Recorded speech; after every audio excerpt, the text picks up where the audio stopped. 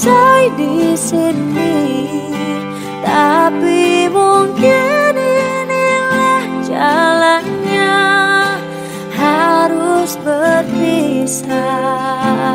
Oh, berharap suatu saat nanti kau dan aku kan bertemu lagi, seperti yang kau ucapkan sebelum kau tinggalkan aku.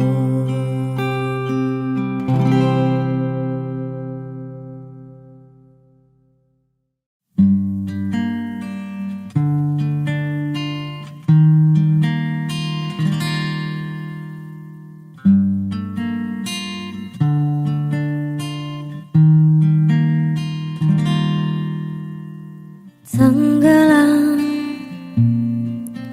jiwaku dalam angan, tersesat hilang dan tak tahu arah. Ku terjebak masa lalu yang kelam, tak kulihat lagi cahaya cinta. Dan kamu hadir coba bawa bahagia, ketika ku masih mati rasa. Karena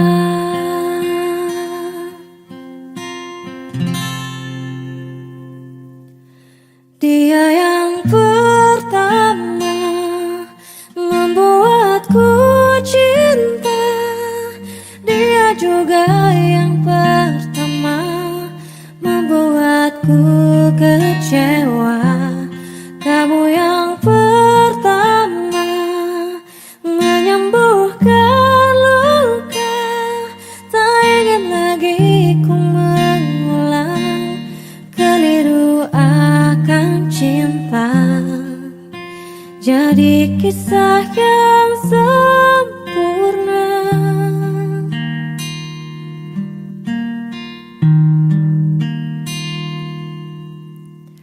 Tenggelam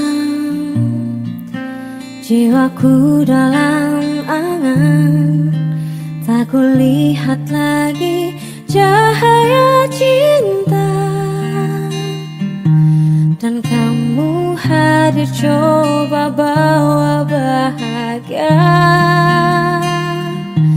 ketika ku masih mati rasa. Karena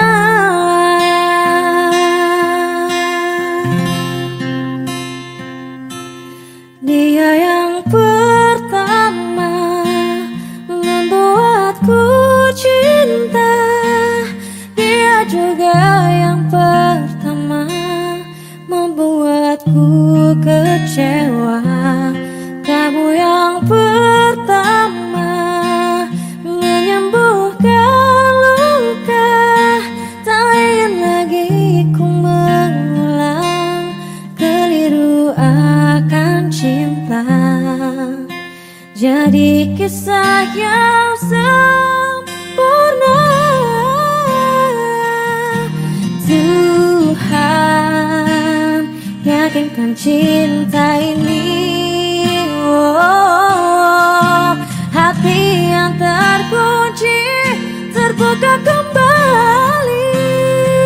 Dia yang pertama membuatku cinta, dia juga yang pertama.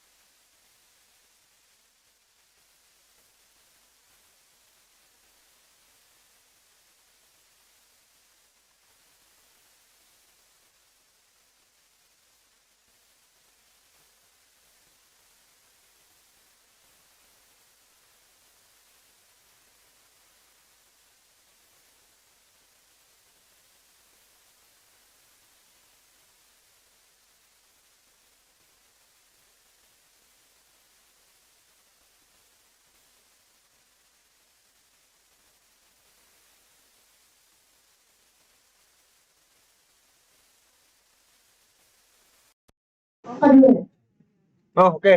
Ya udah, wes iso. Ini coba kamera. Sing loro kan kamera kan? Hah? Yo, kamera kan mau tampilan tok.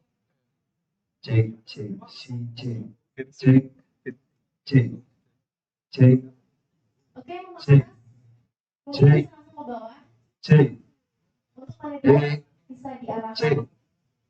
cek, cek, cek, bisa kan? Bisa. Udah. Bisa. Tuh, bisa. Oke, yang mungkin yang baru masuk bisa langsung diisi barisan keduanya. Aman berarti.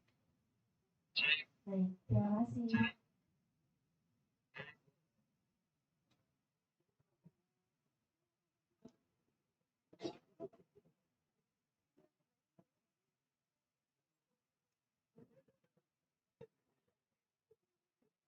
C, C, C, E, C, C, C, C, C, C, C. Siap, Pak. Yes, siap.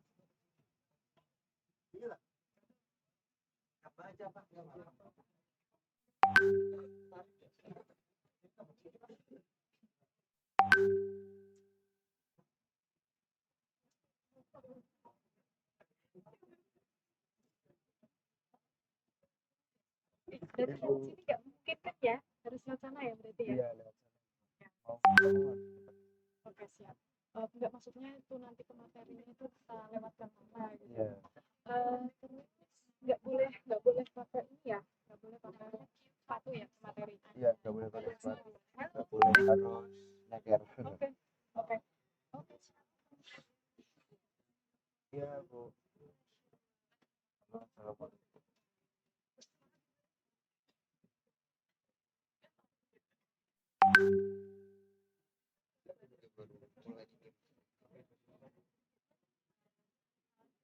Foto sendiri ya.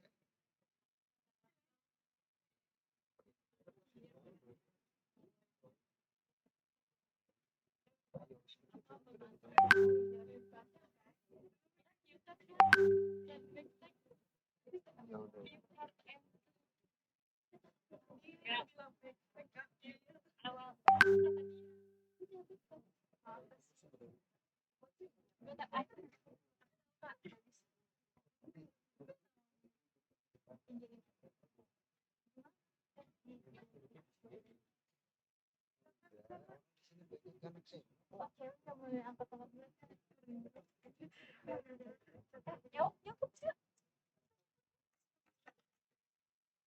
Ya dikeluarin dulu ini. Itu kok nyalip gitu sih? Ini ada Di mana? Ini awas. Enggak serius. Nah, dikuat banget. Iya, setelah dibahas IPA. Katanya nggak mau duduk. Gimana sih? Ya, di belakangin aja gini, di belakangin itu di taruh sana aja.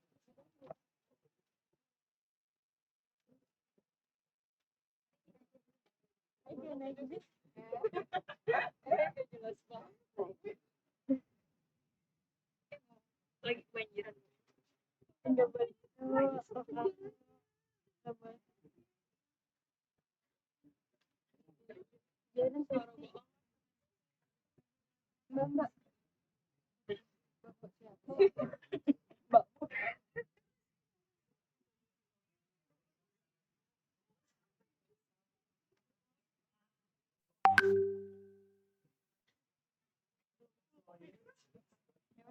Ntar aja.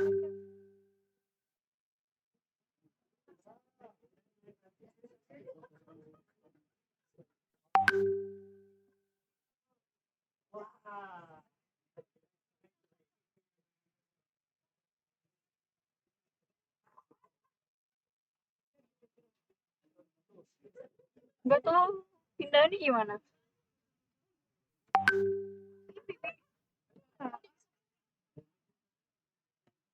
Ini pindahin backdrop coba. Udah.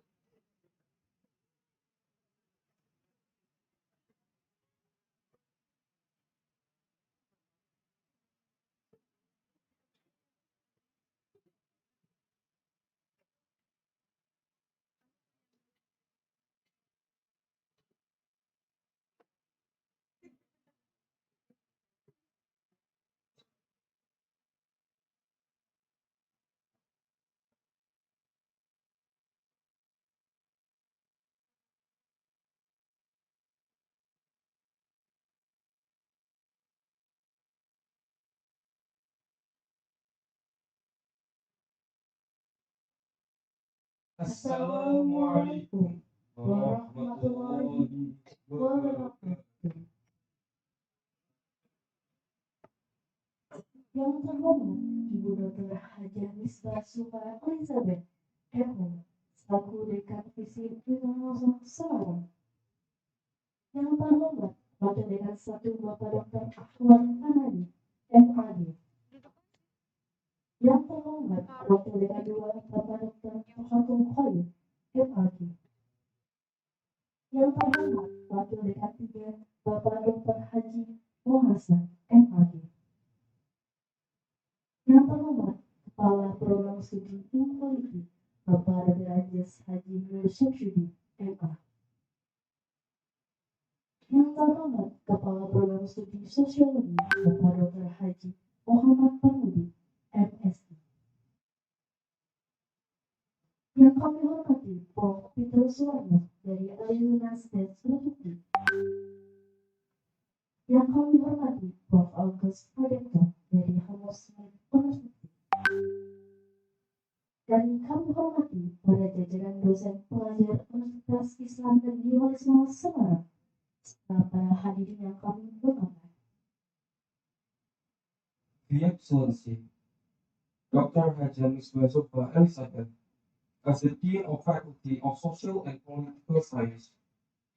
The Excellency, Dr. Ahwan Fanani MAD, as the Vice Dean of the Faculty of Social and Political Science. The Excellency, Dr. Talhatul Khair MAD, as the Vice Dean of Faculty of Social and Political Science. The Excellency, Dr. Muhammad Hassan MAD, as the Vice Dean of Faculty of Social and Political Science. The Excellency, Dr. Andes Haji Nur Samsuddin MA, as the Chief of Political Science Major. The Excellency, Dr. Haji Muhammad Parmudi MSc, as the Chief of Sociology Major. The Honorable Professor Peter Suwarno from Arizona State University of United States, America. The Honorable Professor August Pradipto from Helmut Schmidt University of Germany. And all of the audiences. Dalam mengucapkan syukur Alhamdulillah, marilah kita panjatkan puji syukur kehadirat Allah Subhanahu wa Ta'ala yang telah melimpahkan rahmat dan karunia-Nya, sehingga kita bisa berkumpul dalam keadaan sehat untuk menghadiri acara internasional seminar dengan tema Global Politics Change and Multipolar World After Russia-Ukraine Conflict. All praise and gratitude be upon Allah Subhanahu wa Ta'ala, who has given us mercies and blessings, so we can attend here healthily to participate in the international seminar themed Global Political Change and Multipolar World After Russia-Ukraine Conflict. Salawat serta salam kita sajukan kepada Nabi besar Muhammad SAW. Semoga kelak kita diakui sebagai umatnya pada hari kiamat nantinya. Amin, amin, ya rabbal alamin. Praise and exaltation must be given to Prophet Muhammad SAW in hope of his acknowledgement to be his people in hereafter. Perkenalkan kami selaku Master of Ceremony, saya Difterina dan Papa saya, Alvaro, akan membacakan susunan acara pada pagi hari ini. As the Master of Ceremony, allow us to introduce myself. It's me, Alvaro, and this is my partner, Kinda. I would like to read the following section for this morning agenda. Berikut kami bacakan susunan acara pada pagi hari ini. Yang pertama, pembukaan. The first section is opening. Yang kedua, pembacaan ayat suci Al-Quran. The second section is reciting Holy Quran. Yang ketiga, menyanyikan lagu Indonesia Raya. The third section is singing of Indonesia Raya. Yang keempat, pembacaan doa. The fourth section is reciting prayers. Yang kelima, sambutan atau keynote speaker. The fifth section is keynote speech. Yang keenam, seminar nasional. Sixth section is international seminar. Yang ketujuh, penutup. Seventh is closing.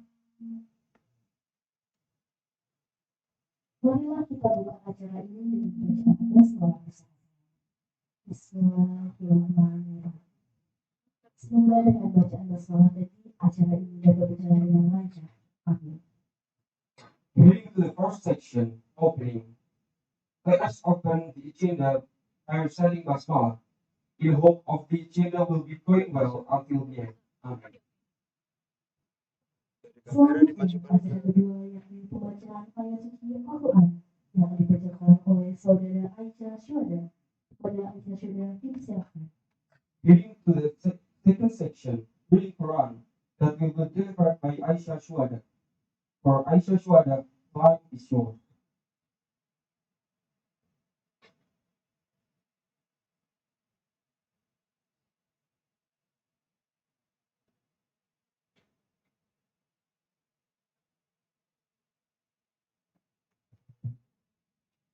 Assalamualaikum warahmatullahi wabarakatuh.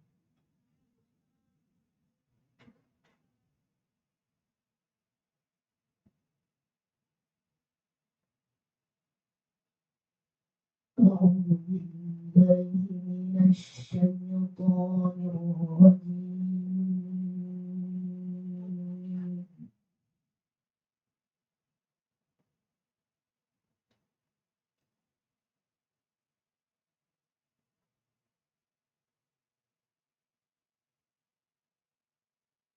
بسم الله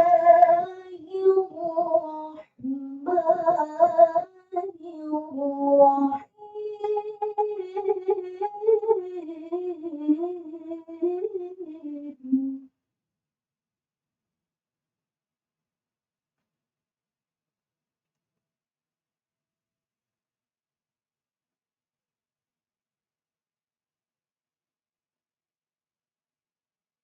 يا أيها الذين آمنوا اتقوا الله ولتنظر نفس ما قدمت لغد.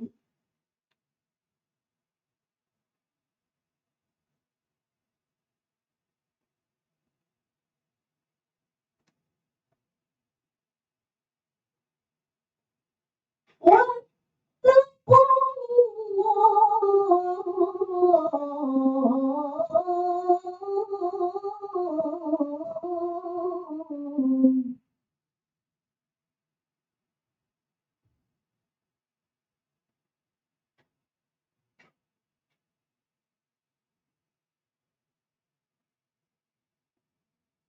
إن الله خبير بما تعملون.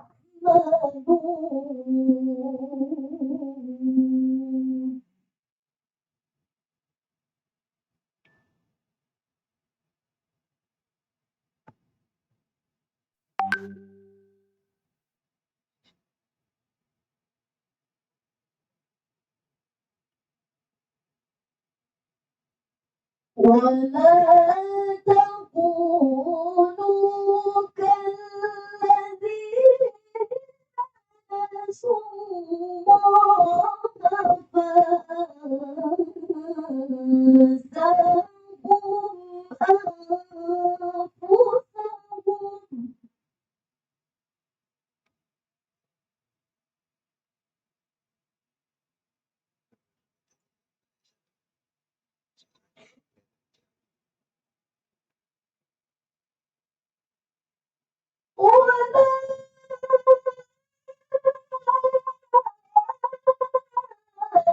الفاسقون.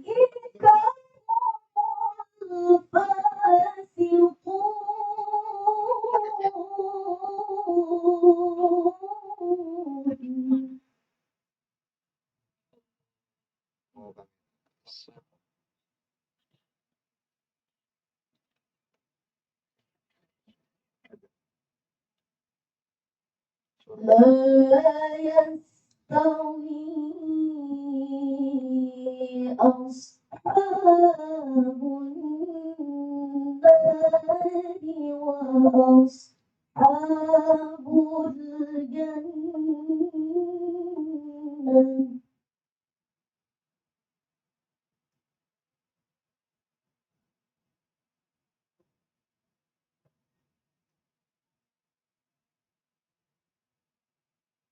أصحاب الجنة هم الفائزون.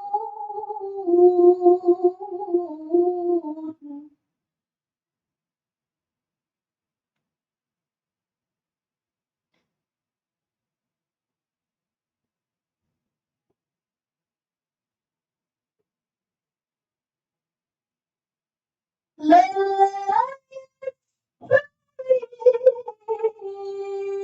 أصحاب النار وأصحاب الجنة.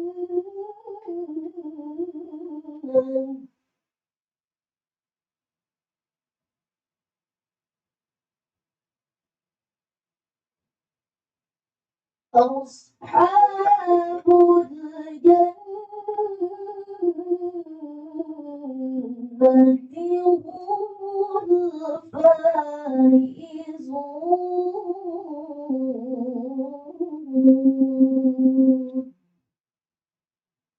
صدق الله العظيم. السلام عليكم warahmatullahi wabarakatuh.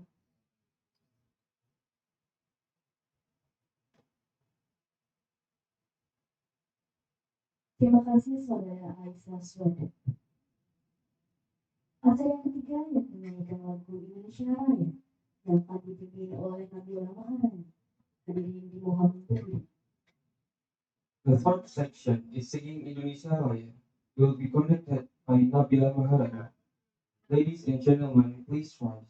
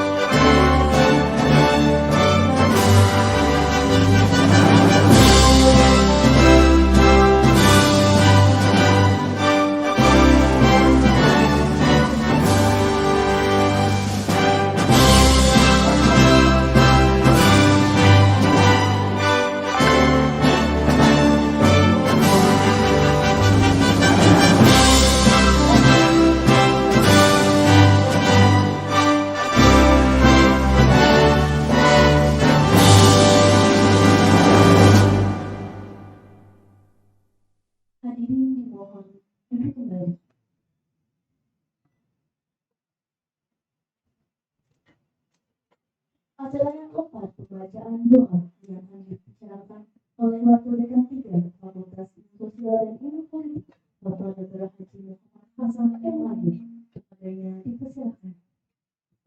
section is reciting areas that will be recited by the Vice Dean of Faculty of Social and Political Science of Alisoma Islamic State University, Mr. Dr. Muhammad Hasan Imam. Time is yours.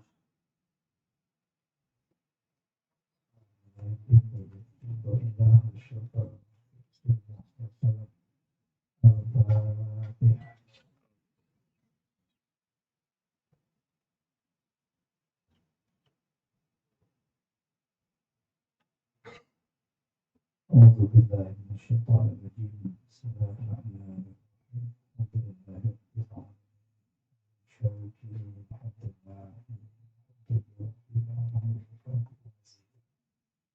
يا ربنا لك الحمد كما ينبغي لجلالك وكرمك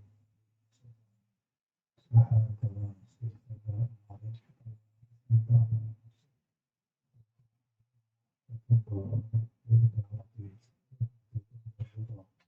اللهم صل وسلم على سيدنا فينا بها اللهم بنا بها جميع الحاجات اللهم بنا بها جميع السيئات اللهم بها عندك وتبارك بها الصلاوات من جميع الخيرات في الحياة اللهم صل وسلم يا الله إنا نسألك التقوى والغنى والاستقامة إنا نسألك سلامة الدين وعافية في الجسد وزيادة في العلم ورحمة بالرزق اللهم اهدنا بنا في سكرات الموت ونجعل بنا من الأحوال والحساب اللهم إنا نعوذ بك من علم لا ينفع ومن يخشى وعمل لا يرفع ودعاء لا يسمع ثم تشفع إنا نعوذ بك من عذاب القبر من فتنة المحيا والممات من فتنة المسيح الدجال ربنا ربنا تقبل منا إنك أنت السميع العليم وتب علينا يا مولانا إنك أنت التواب الرحيم ربنا اغفر لنا ذنوبنا وأهدنا وارحمنا كما ربنا صغارا ربنا آمنا بما أنزلنا واتبعنا الرسول واكتبنا مع الشاهدين ربنا آتنا في الدنيا حسنة وفي الآخرة حسنة وقنا عذاب النار الحمد لله رب العالمين برحمتك يا رب.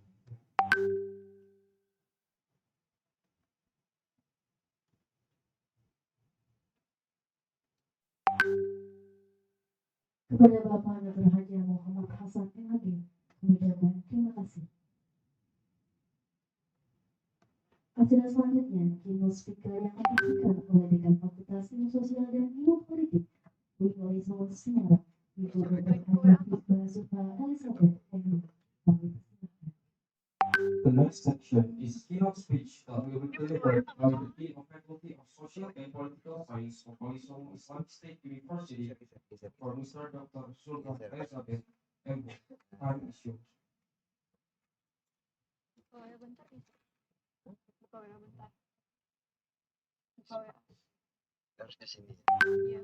Kenapa? Assalamualaikum warahmatullahi wabarakatuh. Bisa sih. Alhamdulillahirrahmanirrahim. Wassalatu wassalamu ala asyrofil anbiya'i wal mursalin wa ala alihi wa sahbihi ajma'in. Thanks to Allah that we have been here together. We hope that this one will become a very fruitful forum academically and also wider politically and socially. Amin ya rabbal alamin. And salawat salam peace be upon Rasulullah, the Messenger Muhammad sallallahu alaihi wasallam.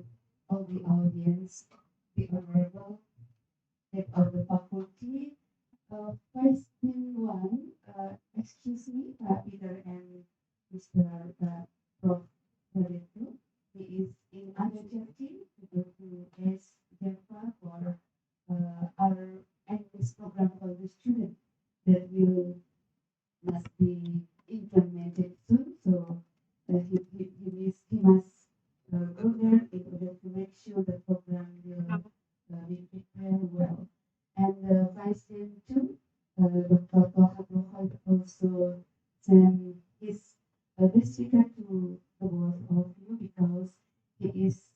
are going to pilgrimage in Makkah. And here we have Presidency, Dr. Muhammad Hassan. And also we have here the Secretary of the Department of Political Science, Mahsud, of that, and also the head of Library of the Faculty, Kaisa. And the very important person, Peter and Proforito, is the boss of this building. Yeah, he is Dr. Shifaul Anam. So, and before I forgot, he offered you to the show of the planetarium. Yeah, this planetarium is the best planetarium in uh, yeah, Southeast Asia. Very yeah, very great, and also uh, I think you must uh, take this over to see the yeah. And if you ask where you get this money to build this building, this is a great. We will tell you detailedly later. Yeah. Thank you. Yeah. Uh, and also the head of student organization, it is faculty, and all of the students of the Faculty of Social and Political Science, and also we have also the student from the postgraduate program. Thank you very much for your coming, and very honorable to Mr. Kapiter Suwarno, the one wearing that, yeah. Pak Peter come from Arizona State University. He is not well today. I'm sorry. Yeah. And also, I must introduce that he is the one who offered me the fellowship to go to Arizona at 2006 to take part in the training on conflict resolution. Thank you very much, Pak Peter. Yeah. Uh, and also, I hope Pak Peter will offer the other fellowship to you all. And also, we have the very honorable guest today. He is Professor August Pragetto. Like the master ceremony introduced you, he come from Helmholtz University, Germany, and he now become the visiting lecturer in the Faculty of Social and Political Science until 16th of this month. And now he has been in Semarang on maybe 12 days, right? Okay. And we offer to this university too, once you ask for them to have the speak, so it must Tahu deh. recommended by the faculty. Ini ya. Yeah. Ini. And then I have something that I deliver to you all that this seminar is I think it's very important seminar uh, with the bright and large and also important theme. The theme is the global political change and multipolar force after Russia-Ukraine conflict. Yes, I think based on the title of the seminar, there are so many perspectives that we can develop. One of the things is related to the conflict resolution, on whom the both of the experts before you is very outstanding. So that is why we highlight this theme of this seminar. Uh, if we see the book and also article related to this conflict between Russia and Ukraine is very specific and unique. You can imagine that the country of the both is very close, and in the first part of this history, actually the both is one country, but because of the political and interest, the both become uh, differentiated and then finally diverse. Yeah. And after that, there are so many conflicts between the two, the both of the countries. And related to the kind of conflict, also we can find many lessons.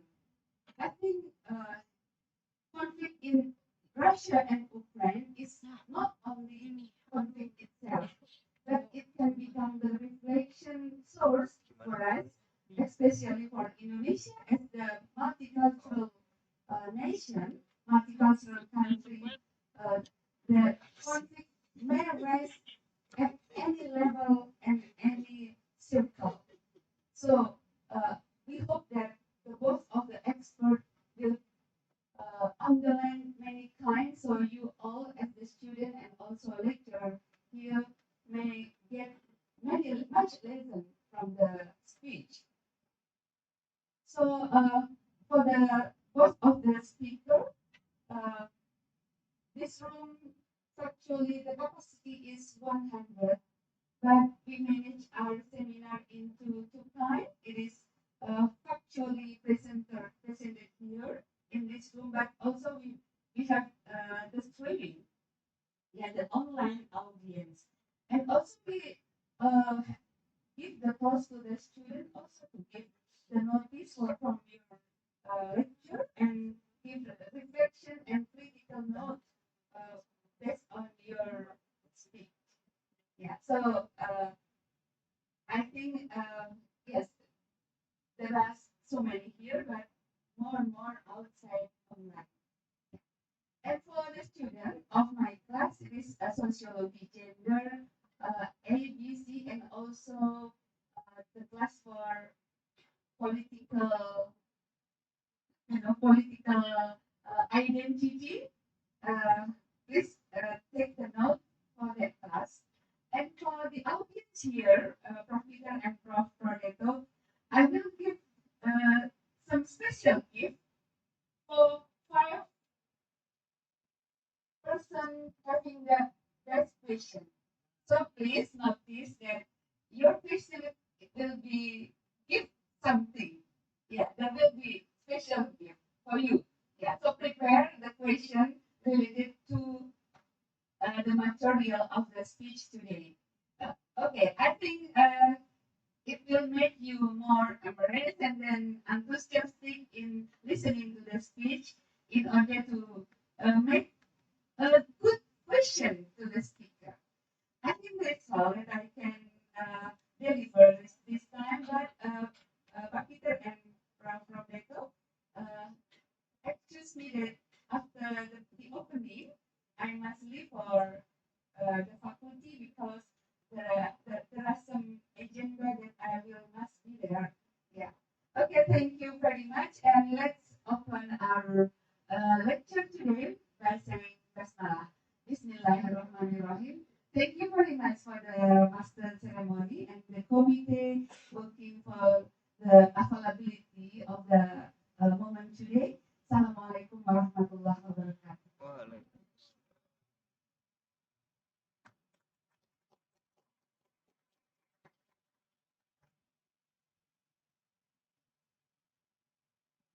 Kepada Ibu Dr. Hajar Bismillah Subra Elizabeth FO, kami ucapkan terima kasih.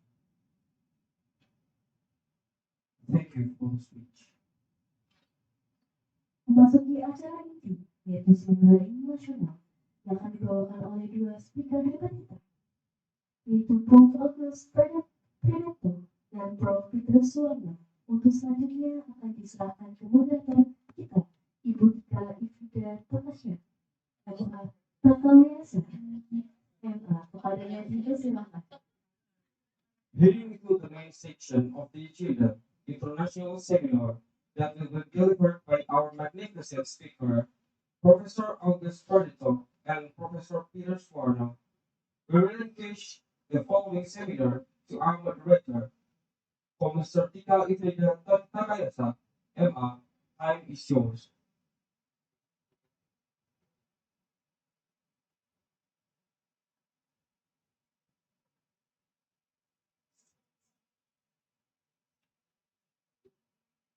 Yes.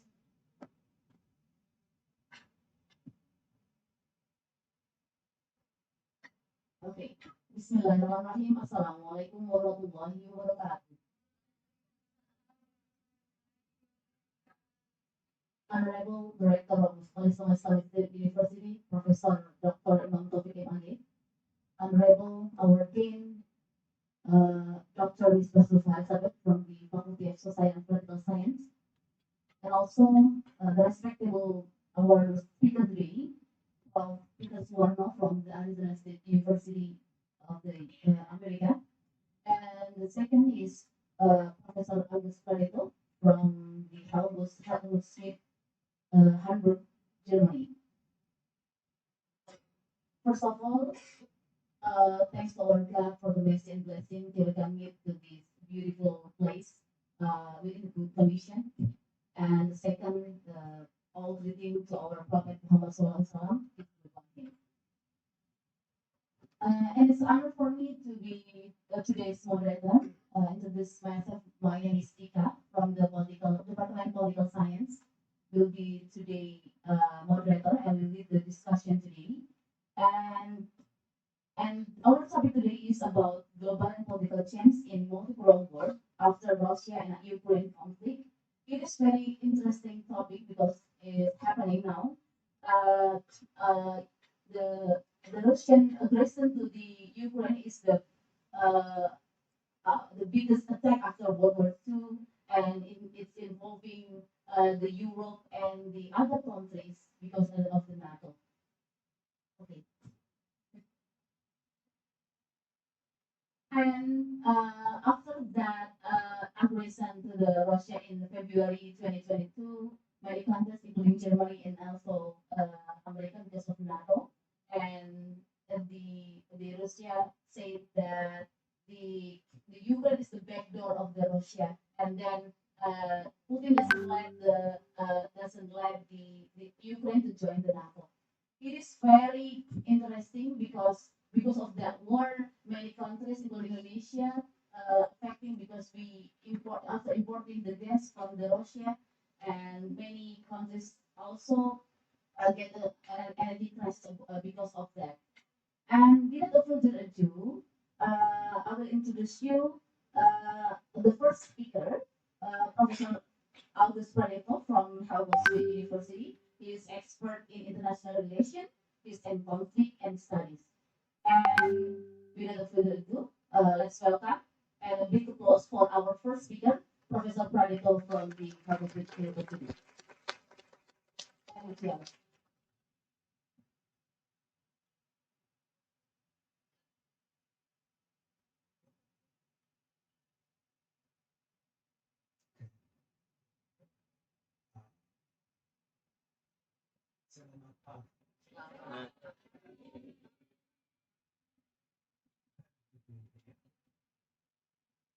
Thanks for having me here. Invited by the dean just a few days ago. Before I start, I would do a preliminary remark. The speaker is only because you would have been quite express life. So, well, my remark is I have been looking on this situation, Russia and Ukraine, the relationship between NATO, Russia, and international relations in Europe for 10 years. This conflict is still more intense way for 10 years. So I've been working on the history, rising tensions over the past years on this conflict. And since the war began on 24 February last year, basically on a daily basis, tensions, war, media coverage, giving interviews, writing articles, giving seminars, and so I'm kind of exhausted with this conflict because it's going now on for 1.5 years almost. Now, what is important? I intended to come here to Indonesia to have at least a few weeks of peace from this conflict. You know, one of the first questions my colleague Ahmad, the social political department, he picked me up at the one of the first questions he asked me, what about the Ukraine conflict in Europe? So, and then 2 days later, I was invited to give a talk on this topic. And so I can only say I feel like at home. There is no difference. So the first thing I would like to start is, we always say there are a lot of impacts of this war on different issues in current international relations. There is an impact, especially on question when it comes to money. A lot of money, a lot of resources, a lot of capacity, a lot of thinking. Our media are devoted to this conflict since last year. So up to the 24th February last year, our main topic in discussion when it comes to international relations and what has European policy do when it comes to fixing major problems in the world, the main topic was climate change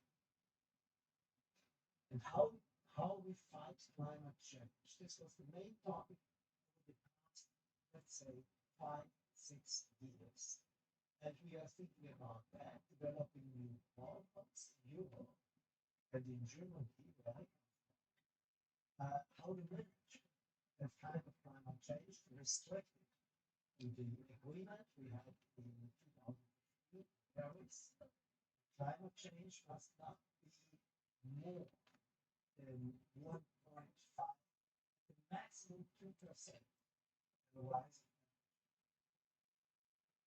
of since 24th February 2022, all this discussion, the whole discourse has changed. We are transfixed to this kind of conflict in the east of Europe between Russia and Ukraine. And what is even worse, let's change our spending policy towards military. There is a big shift in budget spending from climate issues to military issues. And that's probably one of the worst things that can happen because this shift is not what is happening last year. This year is accelerating, and it will be accelerating over the next years. And you cannot have $1 and spend it for 2 days. You spend it for work. And so now more and more money is spent for an armament bill. Security tensions are rising in Europe. Security tensions are rising between the Western world and that what is called the Eastern bloc, maybe between China and Russia. And new alliances are working. These alliances are connected to military issues. That's what is going on. NATO now becomes serious about what was agreed on in 2014 to spend at least 2% of GDP of NATO countries for defense. Now, we in Europe are about the goal. It means Germany, for instance, until last year spent 1.2% GDP, which is already a lot because the German economy is very small. It means more than 50 billion euros we spent until last year. And it will be doubled over the next years. So there is a big shift. And Germany is only one of those. In total, we spent in Europe up to now about 350 billion euros a year in defense spending. This will be done. So it will come closer to that what is the first standard when it comes to defense in the world, United States. Now we have new figures from the most famous peace institute in the world, Swedish Institute, Research Institute for Peace, CIPRI. And just a few days ago, we had the new figures. First in the place, like this before, the United States, with $877 billion spent last year for defense. Second, are the European countries, European NATO and European Union, with about 350 billion. Third is China, with almost $300 billion spending, defense spending. And fourth is Russia, with $86 billion spending. Ukraine last year pushed up skyrocket defense spending by 680%. Russia will spend in future much more defense because this war is not ending.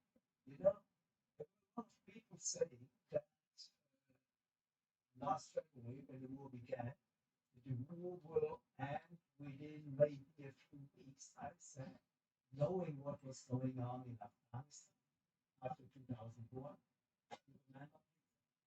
after 2003, when the Iraq was, everybody, the actors in this war were expecting it will last a few months.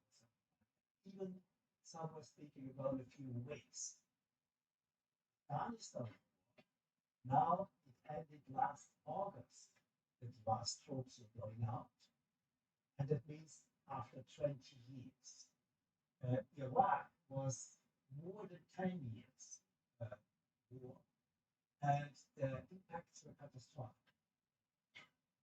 We have a lot of impacts now in Europe because of that kind of. In Libya, in 2011, had catastrophic impacts.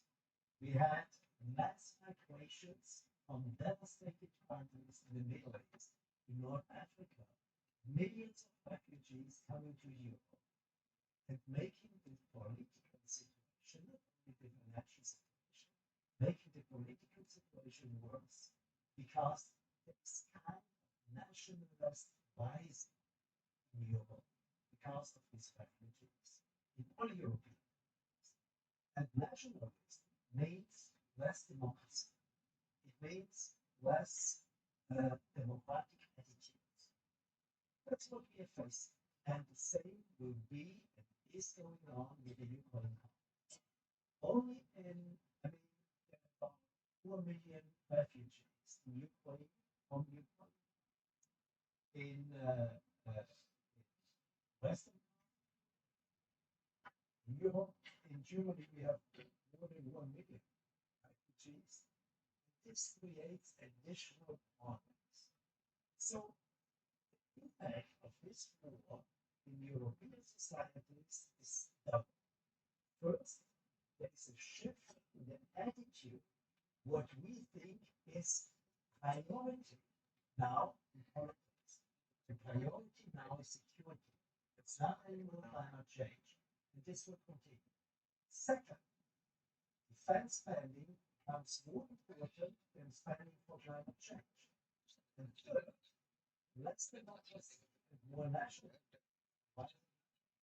will be the impact we will be on. So that's the bad thing. what we face the question, what is the global political change that is going on? Let me just add one thing, that there is another significant impact in terms of international relations. This was only Europe. I was talking about European, what I was talking about now. There is a significant impact on international relations in terms of connectivity, in terms of how to deal in future trade attitudes, how we see our relationship towards the outside world. I will explain it. As for example,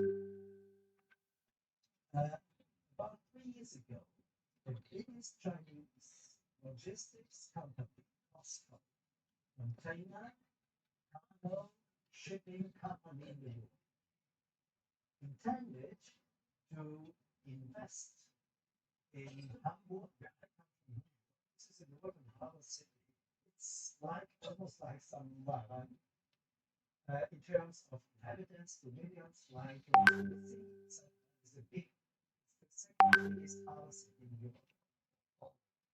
Chinese company Costco tended to invest money into 3 or 4 terminals of the 42 terminals we have in Hamburg, discharging, charging, loading, etc.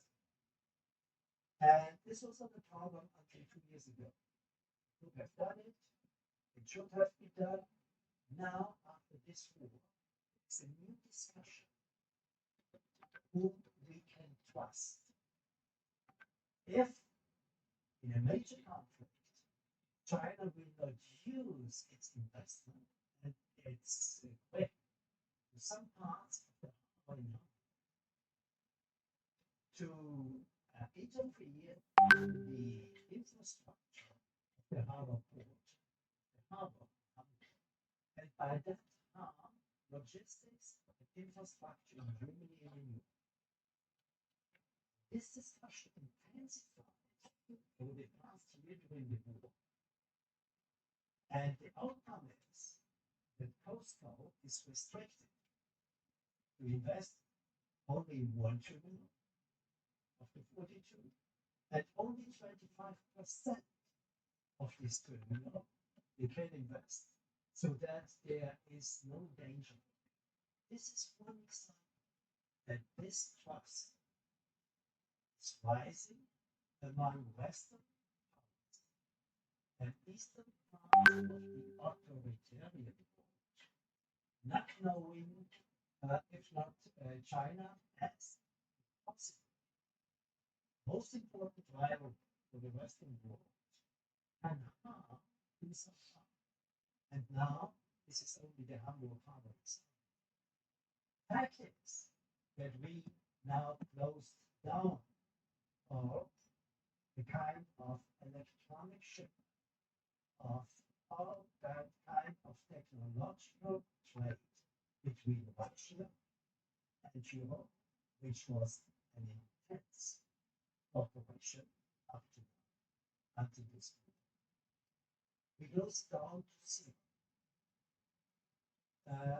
Russia was the most important gas and oil supplier for Europe. It is now closing down to zero. Every trade issue now is considered under security aspects. Can there be some harm because of our electronic support? Can this be used by the Chinese, by the Russian, or by other armies against us in future?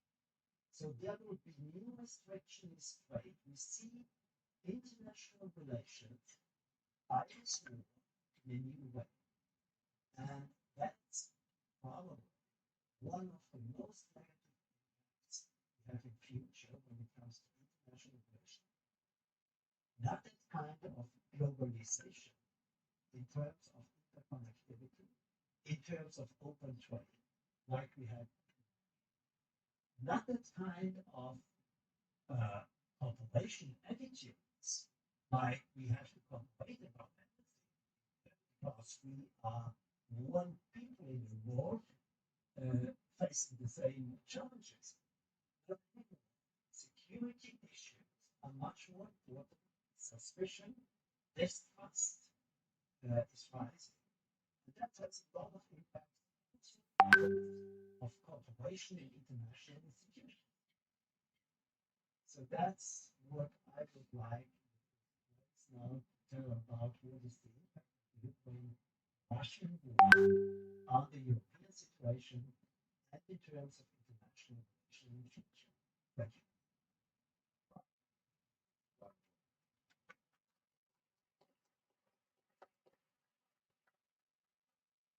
Okay, before that, I will conclude what the negative impact of the global world is big state for climate change to the conflict with Russia and Ukraine, and total expand GDP for the security and less democratic country and the connectivity because the trust problem in investment. And the second speaker is Professor Peter Suwarno from the Arizona State University. He's expert in Indonesian language, religious and communication, and Southeast Asia religious and conflict. Without further ado, let's welcome Mr. Professor Peter Suwarno. Thanks, you.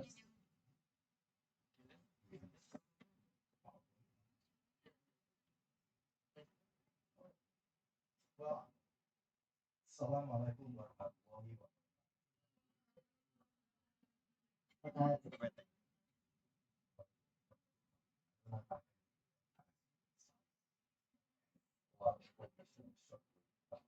I'm not awake. This is a sleeping time for me. Having this step back. And I have to, I'm sorry, I have to stand up. Because if I sit, I will not be. I'm sorry. This way, it reminds me in the classroom in Arizona State University. All right. So I titled my presentation. I just made the PowerPoint last night. Okay.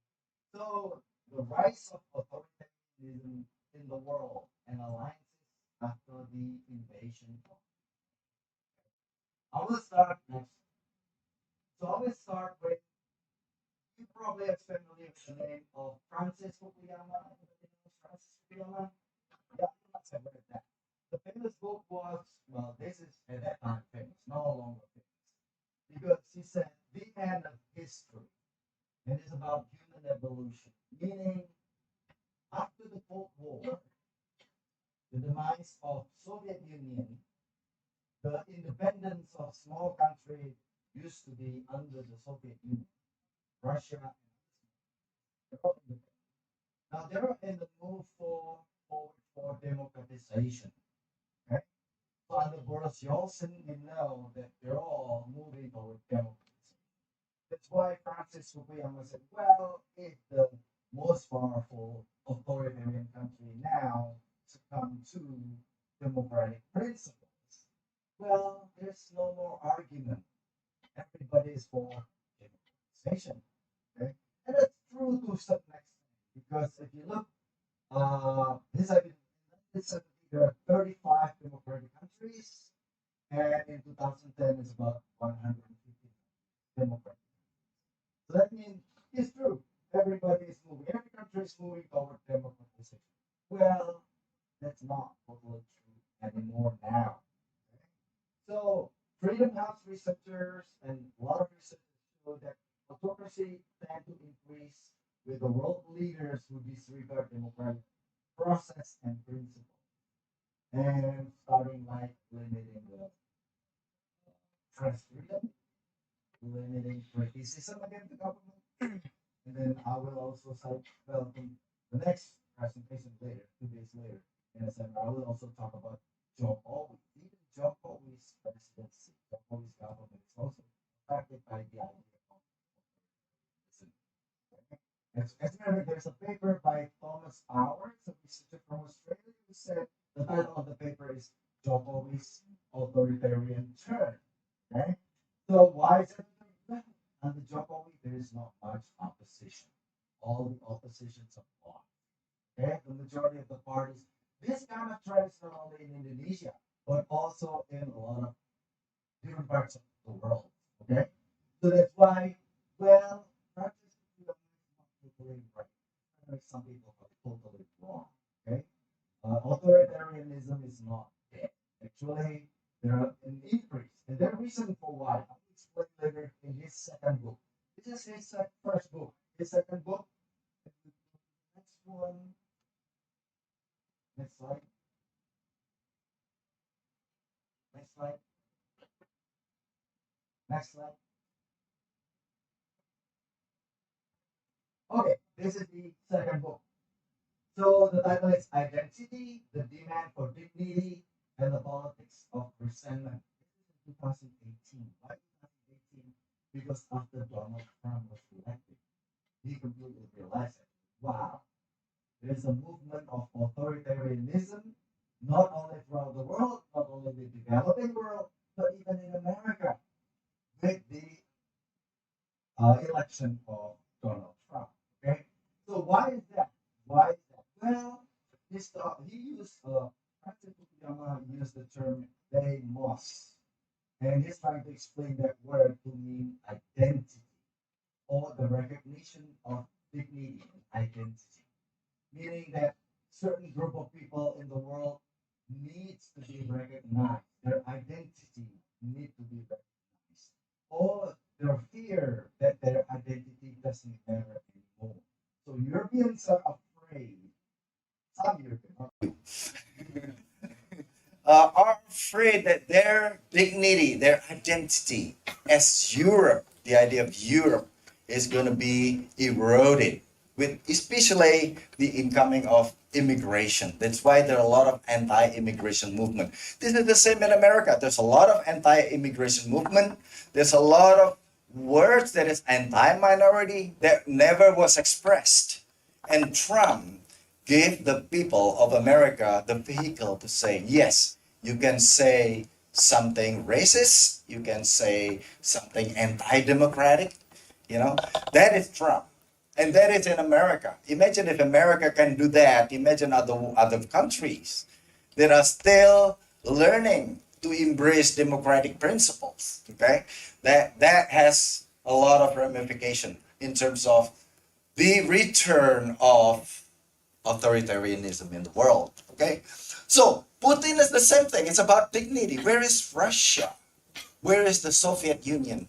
Where is the great power of Russian? Okay, that is gone under Boris Yeltsin. So he's trying to revive it, and he's very successful in reviving that. Even his authoritarianism is supported by the people, at least in the surveys. Up to 70% of approval of Putin. That means that he's successful in campaigning for authoritarian system in in Russia. Okay, that's Putin. So the fight for the recognition of identity. That's what Francis Fukuyama. That's what caused authoritarianism. Okay, that's one cause only. The second is economy.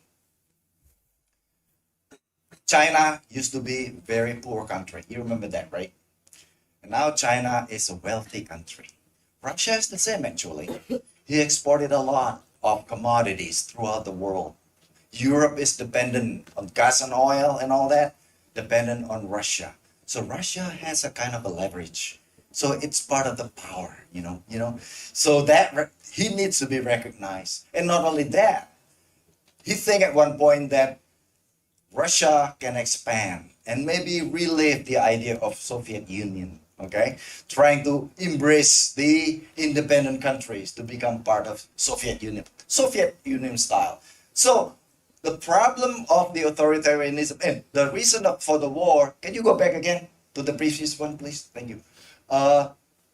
One of the reasons of the war is the Cold War mentality. Although the Cold War is already won by the democratic Western allies, still Putin dream for the glory of old Soviet is there.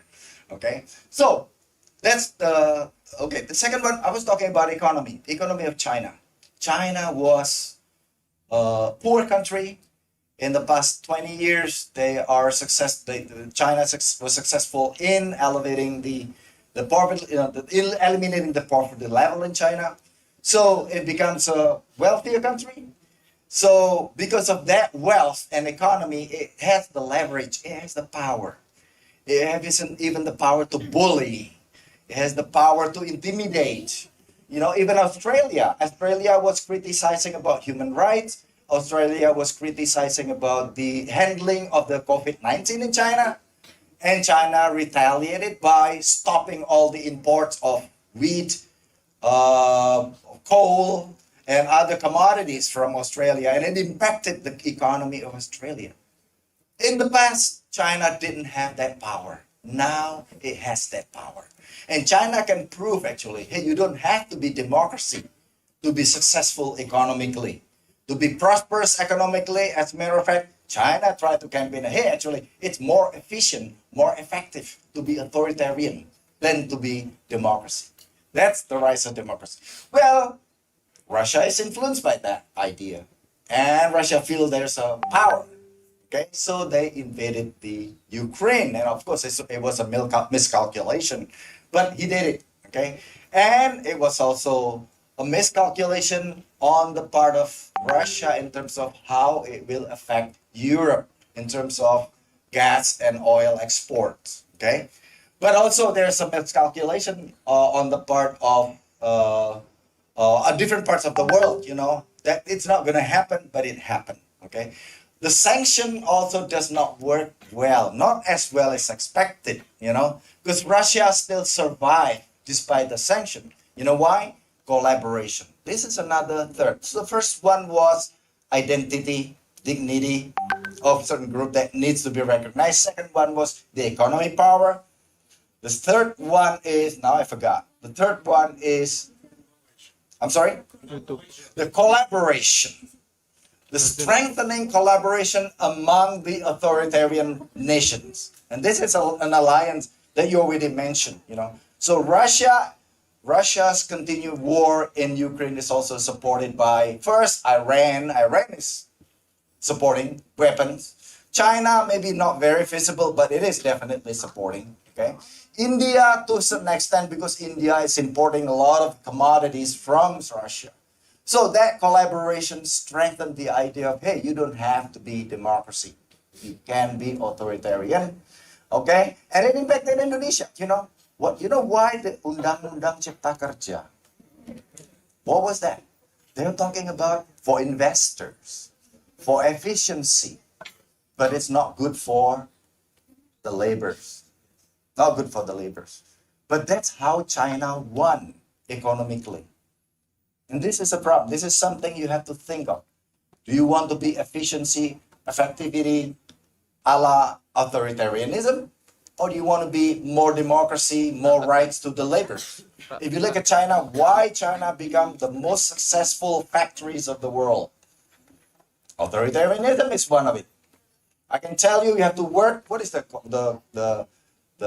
style work ethic there? 996 or 669. 6 days from 6 to 9 every day, or something like that. I mean, you got okay. So you can force people to work hard. In Indonesia, no. Okay, that's why when a lot of factories move out of China or planning to move out of China, they don't move to Indonesia. And Jokowi was angry about that. Okay, where do they move? They move to similarly sort of authoritarian countries. Like Vietnam. Most of it goes to Vietnam, okay?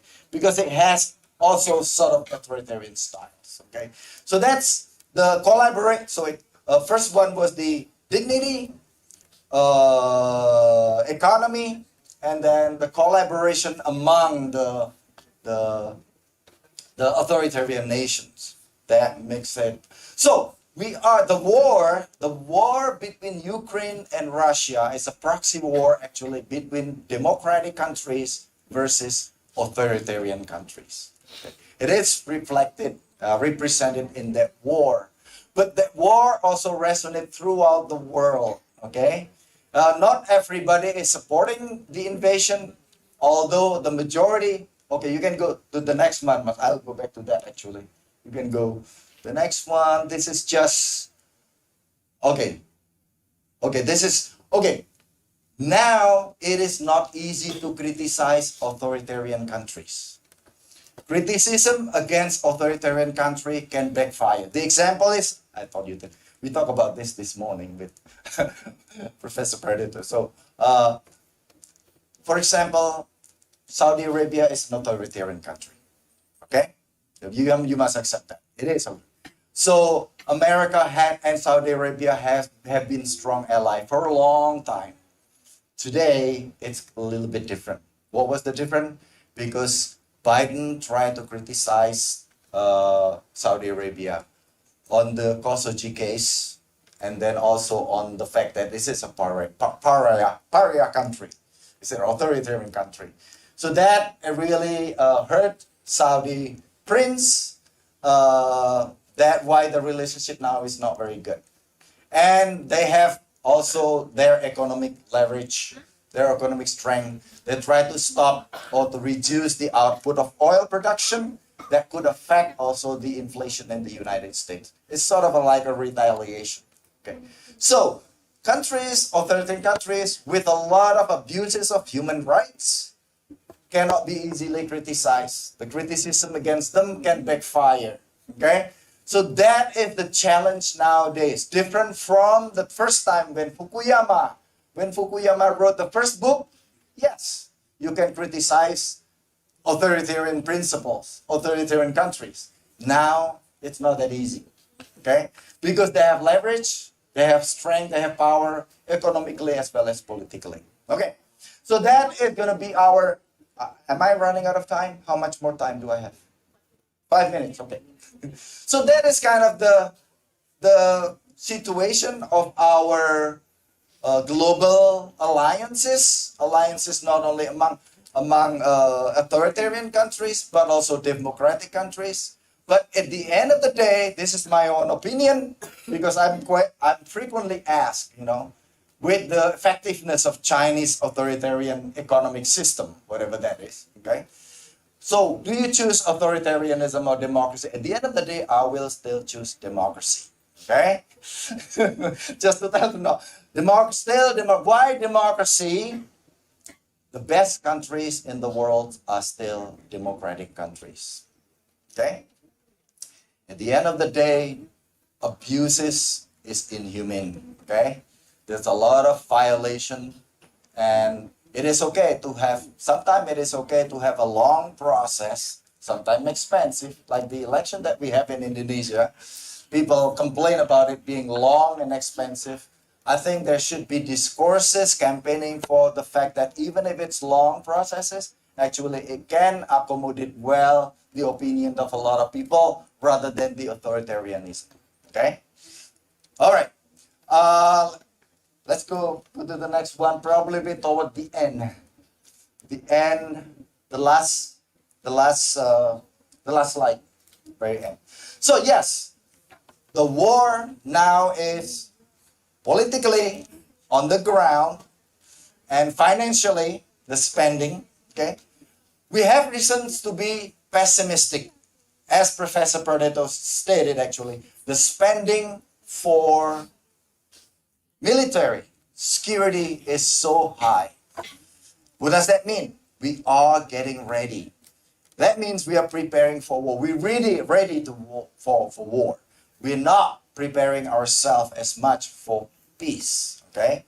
So I think that the world should focus on, for the resolution, the world should emphasize the importance of connectivity in terms of interaction. Okay? Starting with interaction, negotiation on something that is of the common interest of all countries in the world. What would that be? He mentioned it actually. One thing that probably the majority of nations of the world can agree on. What is it? Climate. Possibly climate, because they can have a meeting. So there was a planned meeting between China and America, the foreign ministers or secretary of state. One of the things what are we going to talk about? We're going to talk about Taiwan, It would be dangerous. It would be complicated. We cannot talk about Ukraine or Russia. It would be complicated. What can we talk about? Let's just talk about climate change. Okay. Let's talk about how to reduce carbon emission. Okay. So I think there has to be an engagement among this country, because the problem with America and China is they cannot even talk. Okay. First, you have to talk. Second, pick a topic that is of common interest. And climate change is one thing that they can start. Okay? All right. So, well, okay, that's fine. One thing that I want you to know is also the changes in the cultural landscape of the world. Okay? It's not only just politics, but also religion. We are becoming multi-racial, multi-ethnic, multi-religious nations. Okay? That's one thing. In America, you can see a lot of people from different religious countries.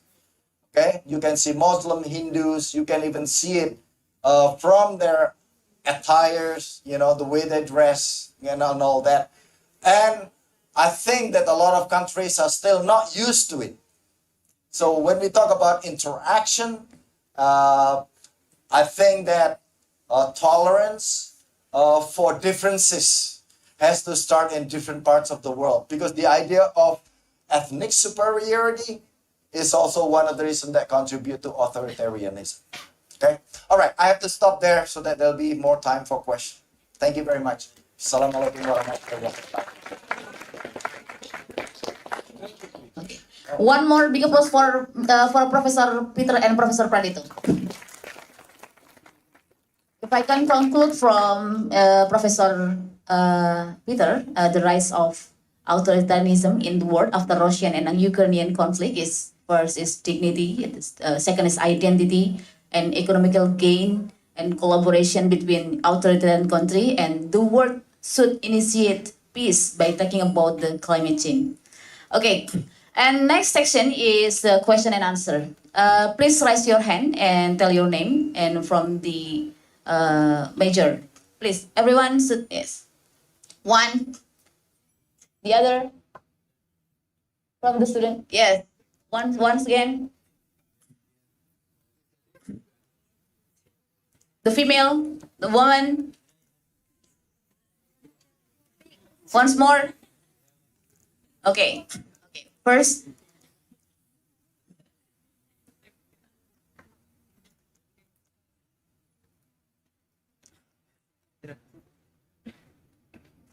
Assalamualaikum warahmatullahi wabarakatuh. Maybe I need a translator. Prof. Peter Suwarno, Prof. Agus Pradito. I'm sorry, I predicted you have a DNA Indonesia because your name is Agus Pradito, like Indonesian people. Agus Pradito in Indonesia. I'm sorry. Alhamdulillah. You look Indonesian, very Indonesian. Okay, Prof. This is a good and a good information for us because I'm not a political student. I am astronomy. This is I don't think this is a wrong place for me. This is good information for me because there are many information that I can get from this meeting. The first question is how big the effect for Indonesia about this conflict Russia and Ukraine, because we have a long kita punya jarak yang jauh gitu ya antara Indonesia dan Ukraina. Kita bicara climate change juga, Indonesia malah baru bikin produk batubara, perusahaan batubara terbesar. Itu juga saya rasa malah mencurangi. Kemudian I'm not really concerned about the conflict.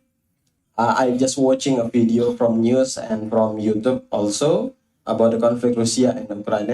But I don't know why Indonesian netizen have always support Russia than Ukraine.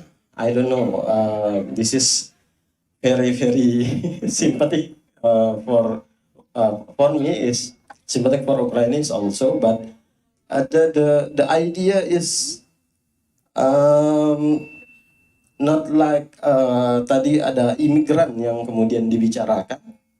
Kami pernah mengalami ketika Myanmar atau ketika kemudian ada Rohingya datang ini, memang itu mengguncang dunia perpolitikan Indonesia dengan kedatangan orang-orang itu yang kemudian berbeda secara nation, berbeda secara demokrasi. Apakah itu akan menjadi problem juga dengan konflik di Indonesia? Maksudnya apakah itu akan konflik pendatang-pendatang itu akan memiliki efek di Indonesia? Especially in Bali, I'm from Nusa Tenggara Barat. Especially in Bali and Lombok, we have more foreign tourists from Russia, especially. They can want to back to Russia. That's the problem. Apakah itu akan berefek juga pada negara ini? Kemudian, Prof. Peter Suwarno, I have just one question. You said the one of effect in this conflict is economic. In the new early about this, maybe last years, Jepang sounding about 5.0 era society. Kemudian dengan pengumuman 5.0 era society ini, mereka mengatakan bahwa kemudian kita harus semua kehidupan, termasuk ekonomi, harus berbasis 5.0 dengan big data, artificial intelligence, yang memungkinkan bahwa kemudian pekerjaan manusia menjadi lebih efisien dan pekerjaan manusia menjadi lebih mudah dengan menggunakan dengan memasuki era 4.0 yang semua serba internet dan teknologi. Apakah ini juga menjadi masalah nanti ke depannya dengan adanya konflik ini, atau malah ini adalah mendukung konflik ini? Terakhir mungkin for the all of speakers, can you prediction how the end or when the end of this conflict? Thank you. Assalamualaikum warahmatullahi wabarakatuh. My name is Muhammad Awaludin.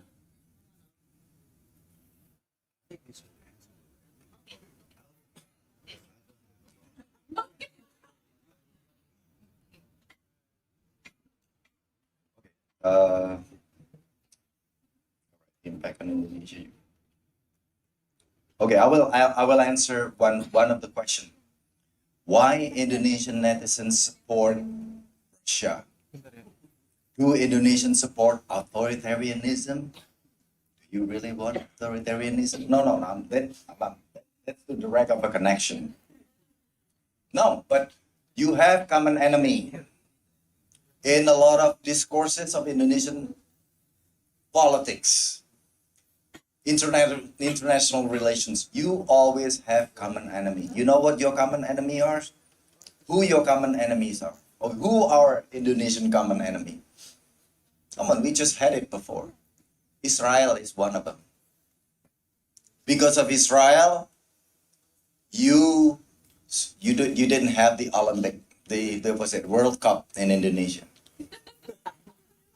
That's the power of your netizens in Indonesia. Okay? The second enemy, communist. Communist is the second enemy. Russia is a former communist. So it doesn't make sense that you support Russia, authoritarianism. I don't know. So you're the answer. The third enemy is America. Come on, America is, when there is an earthquake, when there is tsunami, well, that's America. America made it. I think we should be smarter than that. I think we should really look at the data. Always look at evidence. Always look at research. So COVID-19 is made in America to destroy the world. Well, there's a lot of American dead, because of COVID, So when you think about that, No, there is a campaign in Indonesia. I know. There is some mass media journalists actually are being paid. Okay? There is also buzzers also being paid. And China actually spent a lot of money on that. Okay, well, this is kind of secretive and I'm not, yeah, but there are, I have talked to some journalists who informed me of that, you know. So the idea of supporting Russia is also, to me, it doesn't make sense. I think it makes sense that the fact that Indonesia is known to be neutral. Indonesia is known to be neutral, despite the fact that the majority of the netizens actually support Russia. So you yourself can answer why you support Russia, okay? Because you are anti-America. It doesn't matter. Whoever is in war with America, you support the opponent of America. That's it. But I think you should be smarter than that. You have to think of the future of Indonesia. Do you want Indonesia to be more authoritarian? Indonesia is not authoritarian, but like Thomas Powers and other scholars say, it's kind of semi-authoritarianism because Jokowi bought a lot of the opponents, okay? And then Mahfud MD already revealed all the corruption. Nurul Gufron is the vice chair of KPK, the Corruption Eradication Commission. He talked a lot about how many Indonesian leaders are actually engaged in corruption. Okay, so there is Sambo case. There is also Rafael Alun and many others. You know, if it is authoritarian, complete authoritarian, you will not be able to open that case. If you try to make those cases viral, you will be arrested. You will be gone. Just like in China, just like in Russia. You'll be gone. So you have to be thankful that Indonesia is still embracing, at least embracing part of principle of democracy, which is American. So think again, be wise, think about the future of you, your future. Okay? Do you want Indonesia to be authoritarianism where corrupt people, corrupt leaders are protected? No. You have to be part of the movement of no viral, no justice. Make it all viral. Okay? So that is democracy. All right. I'm sorry. I'm talking too much. You're absolutely not. First of all, I met Peter. I met this professor from Arizona State University this morning, first time. And I couldn't know that we have so much in common. Yeah. It's exactly what I think about. The fault line, there's a fault line between two tendencies in the world today when it comes to the question how to react to changes that are going on. The fault line is between those people who say, my country first, the other ones are the enemy, or whoever is the enemy. And so the enemy of my enemy is my friend. This is exactly the Trump way of thinking. This is the way of thinking of nationalists and of authoritarian people. And this is never good. So the fault line is between that kind of nationalist, authoritarian thinking on the one hand, which is becoming, and that's what you, Peter, were talking about, which is becoming stronger over the past years, and is stronger and stronger by this war, by the impacts of this war. And on the other side, the thinking of people who think about what are the common goods. What is humanity? What have we to strive for to get a common ground we can negotiate on? And you exactly were talking about the main things we have to focus on. In terms of political science, in international relations, the fault line is between what I call, or it was one of our major people, political scientist in Copenhagen, Denmark, who said, you can call a specific tendency securitization of problems. Everything in the world is not seen as a problem itself, like climate change, or social issues, or economic issues. Everything is a security issue, becomes a security issue. And if things become a security issue, they become a military issue. They become an issue of national defense. That's something what is really going on over the past 20 years already. We had good years in the 80s and in the 90s. The 80s and the 90s of the last century were linked to more cooperation, trust building, globalization, working together, demilitarization. There was a demilitarization in the 80s and in the 90s. Since the 2010 years, we experience exactly the opposite. And now, we experience the opposite. It is rising, this kind of negative and opposite tendency. But with the war from last year, it is accelerating like this. That's this kind of securitization on the one hand, and what people who want to produce something useful for the future, and this is especially you, The younger generation. the younger generation, you will be responsible for what is going on in future. You will be the leaders in future who will either decide for securitization, or you will decide on what is our common ground, where we can negotiate on, and where we can cooperate. That's your decision. We have this negative tendency. It's going worse, but it is yours. So the second question was, and I stopped then after that, because this is maybe something what leads almost to philosophical consideration.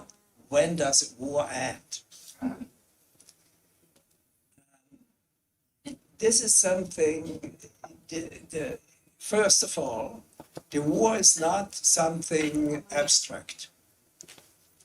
The war is something what affects now millions of people negatively.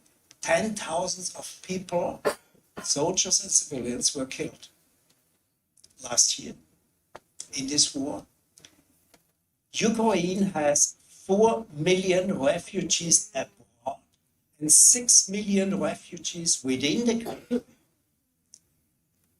A lot of people, soldiers from Russia, were killed. Russia is the aggressor. I think you never support an aggressor.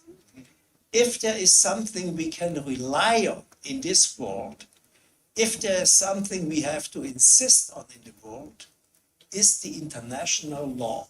And that means no violation of sovereignty. That means you have the right to decide within your own country whatever you want. This is the people's will. This is what sovereignty means. And you don't have the right to violate the borders of other countries. If we don't insist on this, everything will get shaky. And that's the reason why European countries oppose that much this kind of Russian aggression. We have had peace. We had a lot of civil wars in Europe. Even after the end of the Cold War, Yugoslavia was ridden and riven by civil wars after the end of the Cold War in the early 90s. But these were civil wars. People sometimes fight each other within a country. You can't avoid it, or you try to avoid it, you're not always successful. But what we did not have after the Second World War, it means for 75 years, we haven't had violated borders by one of the members of the European Community of States. And this is a break. If we don't insist that violation of borders is not accepted and is not acceptable in any case, then Europe will be in as bad situation as it was until the Second World War. We had only wars for 100 years. We had wars over wars over wars. And the Second World War, which was caused especially by the German leadership, was the end of Europe, was the end of European power. We had to struggle to get along after the Second World War, after devastation that were incredible. And we became dependent on the United States because of self-destruction of Europe. So this principle of non-violation of borders, the principle of sovereignty, is the most important value, the most important asset we have in our relations to the other world, to other partners, to other nations. And that is the talk about how long does the war last and when does it end. It ends in that moment that the leaders in the Western world, nobody is willing to negotiate at the moment. United States is not willing to negotiate. Putin is not willing to negotiate. The Ukraine leadership is not willing to negotiate. So if there is no consideration and the insight that this war is something that destroys our trust, that destroys our economies and all that kind of thing. If the insight is not coming, there will not be an end of the war. So it depends on these leaders and the development within these countries when the war will end. Partly, this will be depending on the United States, because the United States is the main supplier for Ukraine. And so there is a say United States has on when this conflict will end. So partly it is, and this why you said it is a proxy war. Also under this aspect, it is a proxy war. It is ending, the conflict will be ending when United States will realize that this war is something that destroys our own foundations of cooperation and living in a world that can be useful economically in cooperation, politically, that can be useful. And it will end when the Russian leader will come to the same insight. And we cannot know when this will be. And that's why I said before, 10 years, or like Afghanistan, 20 years. It's a very bad situation. And hopefully it will, the insight and the rationality, instead of irrationality, will come back sooner than later. Ini secara umum sudah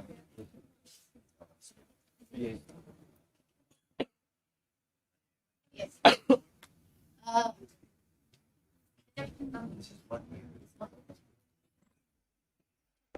Come closer.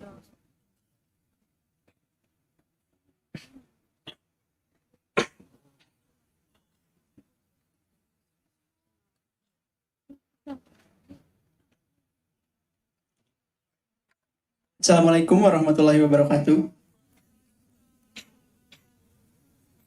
Okay, my name is Cecep Nugroho. I'm an undergraduate student. This question is regarding from your paper entitled Reaction of Germany, the EU, and NATO and the Ukraine war and their global implication. And that stated that the winner is USA and China. As we know, USA is the main supplier for Ukraine. Is it mean for the other war such as Palestine and Israel, Yemen and any other wars, there is some countries who get advantages about the war and the war still ongoing? That's the first question. And the second question is, this is from my personal question is, what is your opinion about the future of multiculturalism? That's my question. Thank you.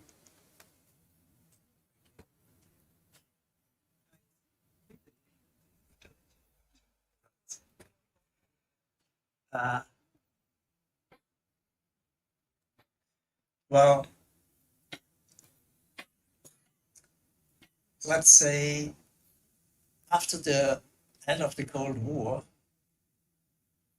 multiculturalism became one of the main issues. Peter was talking about that after the end of the Cold War, there was kind of democratization in a lot of countries. It was much more economic and political cooperation. And by that, multiculturalism was one of the impacts. There came a lot of migrants to Europe. We interconnected with China, we interconnected with Russia, we interconnected to the Asian community. And so multiculturalism was rising. Now, with what I call securitization, this is going back. So the impact of the war in terms of multiculturalism is also, it's going in a negative way. We are thinking about, like you mentioned Fukuyama, you could mention Huntington. On the opposite side, Clash of Cultures. This was the title of his book. The Clash of Cultures. And that's what is another tendency, and it's becoming stronger. And the cultures are different, can be different. Religious cultures. Since 2001, since the attacks in New York on the Twin Towers, since 11 September 2001, the cultural clash between the Islam and the Western world is getting stronger. Now, authoritarian systems is another feature or another category of culture. Is going stronger opposite to what is democracy. We thought with Fukuyama that after the end of the Cold War, democratic system and authoritarian system can get along better. And this is connected to multiculturalism. Now it's going the opposite way. So the impact on that category is evidently negative. That's what I would say. There's more finding on, like, we have now, I got the figures this morning when listening to the German radio, that we have an extreme right nationalist wing party, which was marginal until 2 years ago. Now in polls, they get up to 18%. This is horrifying. And this right-wing party against multiculturalism, against globalization, against cooperation if it is not in our interest, only cooperation if it is in our interest, and supporting Russia. They support Russia because Russia is the same, the leadership of Russia is the same kind of anti-multiculturalism, is nationalistic, is only my country first. That's only what I'm interested in. It's about that kind of pride and that kind of idea of glory they are dreaming of, which is not anymore in this world. We have other problems than dreaming of old power. And that's the impact. When it comes to the Israel-Palestine conflict, I only want to mention one thing. This conflict is lasting now basically since the foundation of Israel in the year 1948, 1949. so 70 years. And it is what one of my teacher already decades ago at the university told me is what you can call an unsolvable conflict. Because there is this will to get back. On the one hand, the country lost. And on the other hand, the will not to give up after hundreds of years negative experience by Jews and the Israeli people, not to give up the country that at least a little piece of land where they can be safe in the world. So this conflict is a conflict that is really difficult to be solved and will not be solved in the future. I don't see that. But what I always so I wrote one little book on this Israeli-Palestine conflict. I said what they have to do in the end is exactly what Peter said before. Let's find common ground on issues we can negotiate. You know, don't let us not talk about identity. Don't let us talk about religion. This is not the thing we can agree on. Let's talk about the practical things we can agree on. And in fact, we Germans have a perfect example how difficult this can be and how solvable this can be. We had a divided country after the Second World War. The West was capitalist and democratic. The East was communist and authoritarian and had a communist economic system. And the border was like the border between Israel. It was horrifying. It was not possible to pass. It was families couldn't visit each other, etc., etc. And we had a military build-up. What started, this was in the year 1984, the same time when Israel was founded in the Middle East, the same time there was this division between Germany, 1948, 1949. And then for 20 years, there was no talk, there was only clash, there was nothing. Finally, in the 70s, starting in the 70s, end of the 60s, beginning of the 70s, we started to talk on things we have common ground. Let's create possibilities for families belonging together in the East and in the West to visit each other. Let's find out the possibilities if we can cooperate economically. Things like this. And by that, the discussion on what is common ground got broader and broader. And finally, luckily, in the year 1989, we had the unification of our country. So there is a possibility, but you must go the way Peter described before. And that's what is a lesson for all of us. That's why I'm focusing on that, because I think this is the most important thing you were talking about. And that's why I would like to focus on this. So that's the thing about the Israel-Palestine thing.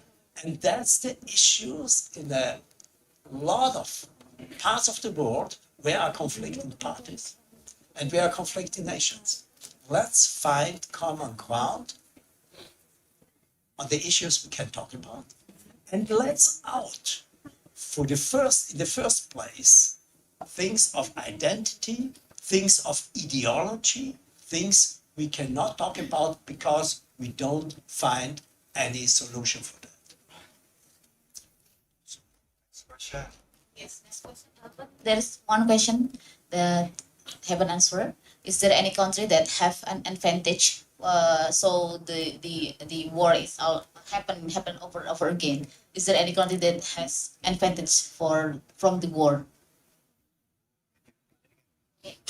Is there any country that has advantage from the war, from Israel until the Ukraine? Is until the war is continuous in every country? Is there any country that has advantage from the war? Well, some country does. I can for Ukraine, I can think of India. India really got cheap oil, cheap coal, and cheap gas. So that's an advantage, and I think India is clever in taking advantage of the situation by being neutral and then getting all the commodities that it wants at a cheap price. Okay, that's one. The second, I think other countries are also taking advantage in terms of alliances. So uh, China, for example, is getting stronger tie with Russia because of and another advantage that China has is China now shows, it used to be China and Russia is about the same, maybe power-wise militarily. Now, no. China is more powerful than Russia. Okay, so that's what I think some of the advantage that. But I don't think in the end of the day it is good for everyone. It's not good for everybody. The fact that there is one country can violate the border of another country, like what you said, that itself give the possibility of thinking of other people of doing the same thing. That is a clear disadvantage. I would say more disadvantage than advantage. And then you're talking about securitization, more than cooperation is really great disadvantage of the effect of the war. So I think I don't see much, even if there's advantage, there's only temporary. I think in the long run, it is going to be mostly disadvantages.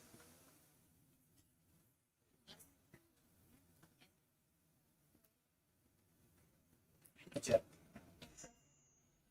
Baik, saya Via Nabila dari jurusan Sosiologi ingin bertanya kepada Profesor Peter Suwarno dan Profesor Agus Pradeto, yaitu akankah konflik tersebut antara Rusia dan Ukraina yang terjadi itu bisa berdampak pada sistem global lainnya, kayak seperti perubahan iklim atau saling ketergantungan ekonomi dan hak asasi manusia. Dan bagaimana sih Prof peran PBB untuk mengatasi multipolar war antara Rusia dan Ukraina tersebut? Sekian, terima kasih. So what is the role of United Nations? That should be the part that you should answer first.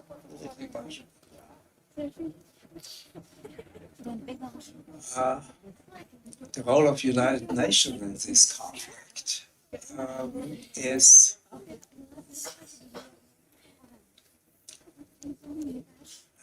first I would say it's a marginal one. United Nations, basically founded in 1945, the idea was that United Nations are responsible for peace and cooperation and against violation of human rights in the world. The United Nations, and especially the Security Council of the United Nations, is responsible for that in the first place. It turned out already a few years later that the national interests of big powers are prevailing over that kind of thing, and that United Nations can play a moderating role. United Nations in general, the role of the United Nations got bigger and bigger over the past decades in terms of having impact on development, having impact of controlling elections somewhere, having impact on deploying blue helmets, like between Israel and Syria, very successful, by the way. They are deployed there for decades, for almost 50 years. They are deployed there, and this on the Golan Heights. And this is something what United Nations does in several parts of the world. So I consider, but I'm a big fan of international law and of international organizations. I think that the role of the United Nations is very positive. In this conflict, United Nations tried to convince the conflicting parties not to go to war. I mean, especially, of course, Putin, because Putin was the aggressor. They tried to do that. They were not successful. What they are doing now in this conflict is they try to initiate a dialogue forum that can help to lead to negotiations between the conflicting parties. And some nations are helping in this. Indonesia is one. India is another one. Brazil is another. South Africa. There are some countries, especially from the global south, they are helping United Nations intensively to get it on a negotiating track. That's what United Nations do. There is one more thing that is very important. And I'm in a way involved myself in this thing because my son is working for United Nations. And he is working for a program that is called Container Control Program. This is an organization within the United Nations that is responsible for fighting drugs, crime, human trafficking, drug trafficking by container shipping all over the world. And this container control program was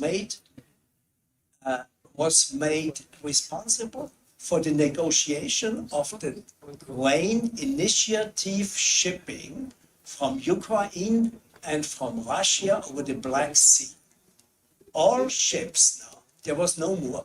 When the war began, all kind of shipping of grain was stopped over the Black Sea, which was a catastrophic thing, and the United Nations intensively pushed because from Russia and Ukraine come 40% of the supply of grain for the southern world. And if this is not working, there will be a catastrophic hunger situation in bigger parts of the world. So the role of the United Nations was very important to get on track on an issue all parties could negotiate on. And they negotiated under the auspices of the United Nations. Container control program was made responsible to control all boats going out. And my son now is in Istanbul controlling, as a head of staff, controlling the grain shipping boats going out from the Black Sea over the Bosphorus. They're controlling if there's no weaponry, if there's no illegal trafficking on these boats made, and they are controlling this. So the role of the United Nations is restricted. They try their best to get it on a negotiating track. And in the practical terms, they do a lot of things that are very useful. So, satu pertanyaan untuk dua orang, jadi saya ikut jawab sebentar aja. Bahasa Indonesia juga nggak apa-apa. Jadi tadi human rights tadi kan ya, salah satu topiknya efeknya pada human rights. Saya kira saya sedikit sedih ya, sedikit pesimistik sebetulnya mengenai human rights. Dampaknya apa? Satu aja, banyak hal ya tentang human rights. Dulu, kalau sebuah negara ada pelanggaran hak asasi manusia, ada orang diperbudak, dibunuh, gitu ya, oposisi dibunuh, itu diberi sanksi oleh Amerika, oleh negara-negara Barat. Sanksi itu biasanya mempan, biasanya ya ada dampaknya, seperti di Iran, di mana itu ada dampaknya luar biasa. Sekarang ini karena ada persekongkolan antara negara-negara itu, maka mereka berusaha supaya sanksi itu tidak mempan. Coba apa coba? Salah satu yang mereka dirikan bersama-sama untuk menangkal sanksi untuk menangkal sanksi negara-negara Barat termasuk Amerika, supaya mereka tidak terlalu terdampak oleh sanksi itu, walaupun mereka melanggar hak asasi manusia, walaupun mereka melakukan perbudakan, pembunuhan, apapun. ada satu kolaborasi BRICS. Apa itu? Brasil, Rusia, Cina, India, satu lagi tuh South Africa. Itu apa tujuannya sebenarnya? Tujuannya mana? Karena mereka belajar dari perang Rusia, di mana sanksi yang begitu besar bisa merusak ekonomi masa depan sebuah negara, maka mereka akan mempertahankan. Supaya mereka bertahan, mereka tetap bisa authoritarian, bisa tetap tidak demokratis, bisa tetap melanggar hak-hak manusia, walaupun disanksi, mereka tetap kuat. Itu saya pesimis karena kekuatan mereka. Salahnya Amerika itu apa? Sudah membuat negara-negara otoritarian itu menjadi kuat. Yang membuat Cina kaya raya sebetulnya Amerika sendiri. Karena Amerika dan negara barat memindahkan pabrik-pabrik mereka ke Cina. Karena membuat untung yang lebih banyak. Tapi pada akhirnya juga membuat Cina itu sendiri lebih kuat, sehingga merusak tatanan yang dulu bisa orang melanggar kemanusiaan bisa disanksi, sekarang sudah sulit. Itu dampaknya. Terima kasih.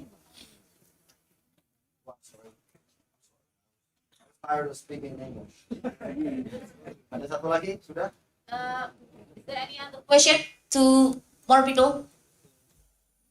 Raya rapopo. No one, maybe Pak Hasim want to ask the question. Mindy? Okay, I think enough. There's no other question. Thank you. A big applause for two speakers today, Professor Peter and Professor Pradito from the Hamburg, Germany. And today, terima kasih untuk semuanya yang datang pada hari ini, dan terima kasih juga untuk Profesor Peter dan Profesor Pradito for the interesting topic that we discussed today about the multipolar effect about the Russian and Ukrainian conflict. And the last, thank you for everyone. Wassalamualaikum warahmatullahi wabarakatuh. We take picture together. Yes.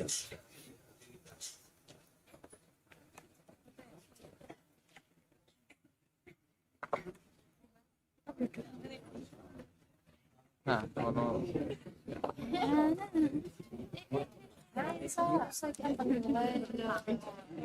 iya.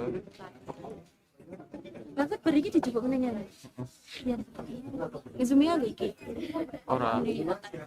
Iki ora iki. Lah nek mau awak iki. Yo penak itu, aku penak gue iki. Oke, mungkin selanjutnya bakal ada sesi dokumentasi, foto bersama. Mungkin yang dari atas bisa memposisikan diri biar bisa terlihat. Dinda. Apa? Oke, sudah siap? Untuk kameramen? Cadel. Ora, berarti deh. Kata siapa?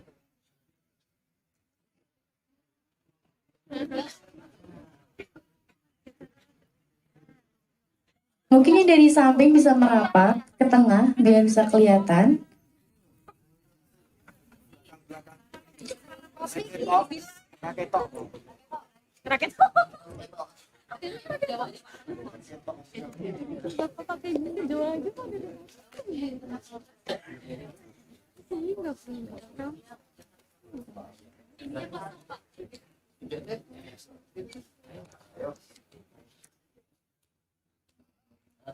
Iya, bertemu.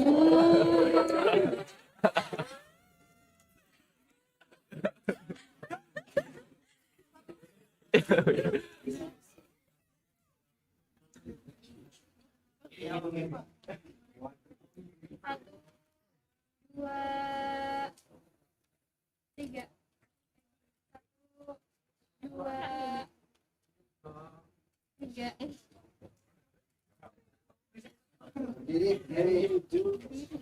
Ya, ya. Berdiri belakang bos enggak?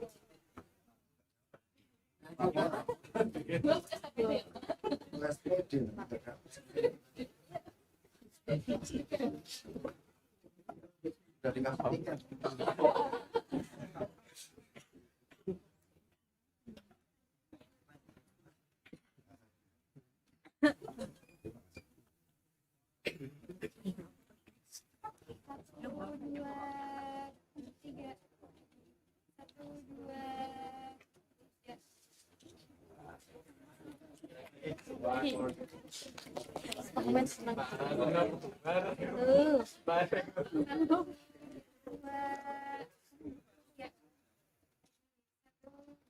Dua, tiga.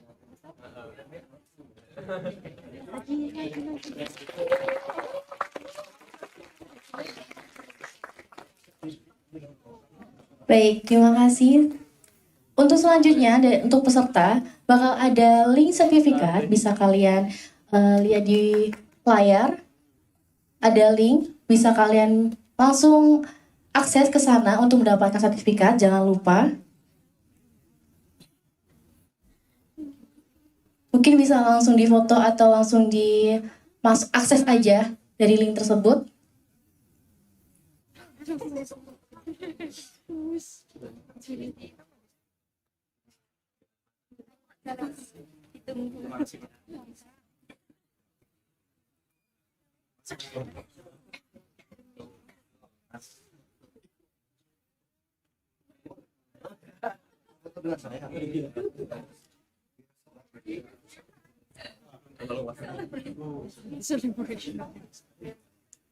Oke, untuk setelah acara ini ditutup, peserta bisa keluar, masing-masing bisa mengambil snack, nanti ada di bagian meja absensi yang sudah disediakan berurutan pastinya setelah acara ini ditutup. Terima kasih.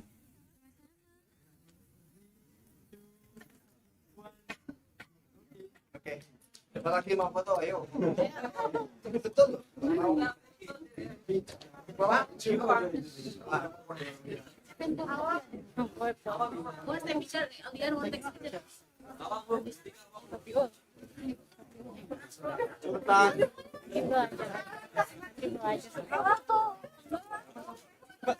Ya, siapa yang mau ikut? Ikut Awas ketemu penonton.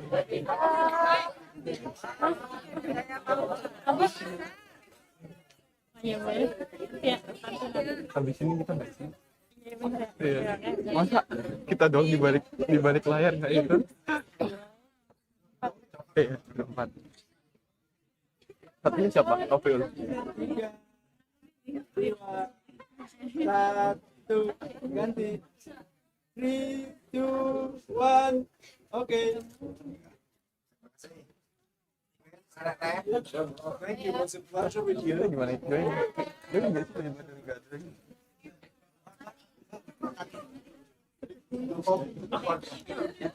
Mau